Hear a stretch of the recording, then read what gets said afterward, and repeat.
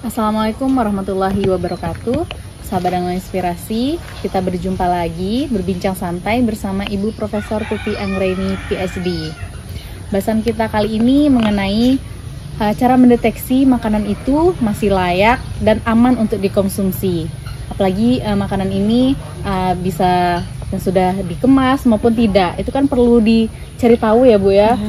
Dan juga banyak walaupun sudah dikemas itu terkadang rusak atau bagaimana, itu tidak layak juga untuk dikonsumsi. Nah, untuk makanan yang sudah dikemas itu bagaimana sih kita cara mendeteksinya, Bu? Yang dikemas? Iya.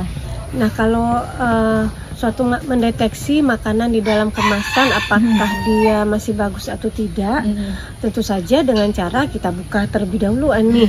Jadi pertama kan kita lihat dulu expirednya nih. Jadi masih selama dia masih expired, tentu kita berpikiran bahwa itu bagus. Ya. Tetapi kan kadang-kadang itu tidak menjamin. Ya. Kadang-kadang ada beberapa faktor yang menyebabkan misalnya kemasannya itu rusak dan kita tidak tahu gitu. Nah, bisa saja karena kemasannya rusak, tentu saja segala sesuatu yang ada di lingkungannya tentu bisa merusak ya. Entah itu ada air yang masuk atau kalau air masuk ada kontaminasi oleh mikroorganisme dan segala macam, tentu kita tidak tahu ya.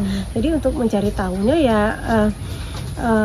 ketika harus kita buka, harus kita lihat dulu meskipun di luar dia masih dalam jangka waktunya, tetapi misalnya setelah kita buka dia masih aromanya masih bagus, warnanya masih seperti warna asli produknya, aromanya juga masih bagus gitu ya, tidak ada perubahan rasa, artinya itu masih aman untuk dikonsumsi ya.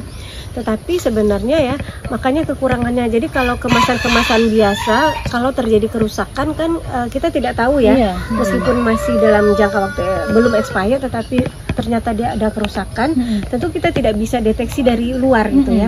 Nah, untuk itu makanya sekarang di teknologi packaging itu ada istilahnya smart packaging. Jadi packaging yang smart atau istilahnya juga dengan active packaging. Jadi packagingnya itu yang aktif untuk mendeteksi apakah makanan ini masih bagus atau tidak gitu Ani. Nah, jadi active atau smart packaging ini dia menggunakan semacam detektor ya, semacam detektor untuk melihat kerusakan yang ada di dalam bahan pangan ya.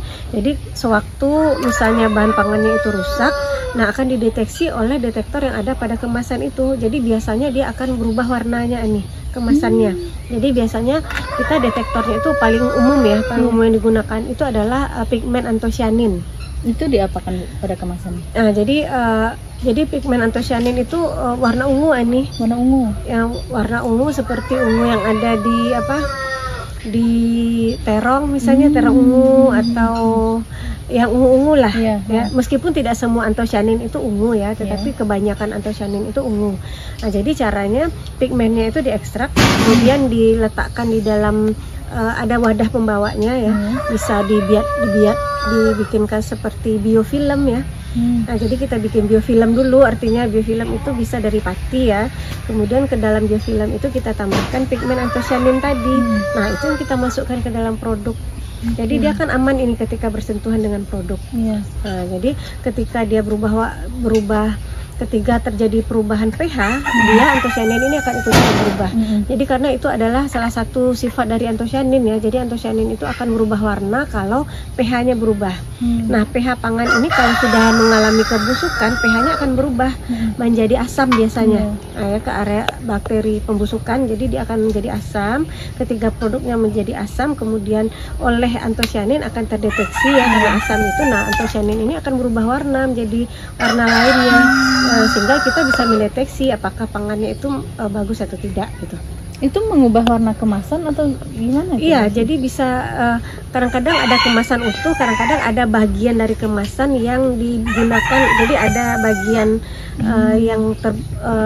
yang bisa terlihat, yang transparan, yang bisa melihat detektornya itu. Jadi kita bisa tahu ini masih bagus atau tidak dari perubahan detektornya itu. Kadang-kadang untuk buah-buahan juga begitu Ani. Jadi ada yang matang sempurna, kurang matang, dan yang masih belum matang itu ada detektornya juga. Jadi kalau dia warna gini berarti ini udah matang sempurna gitu. Ada juga gitu untuk buah-buahan.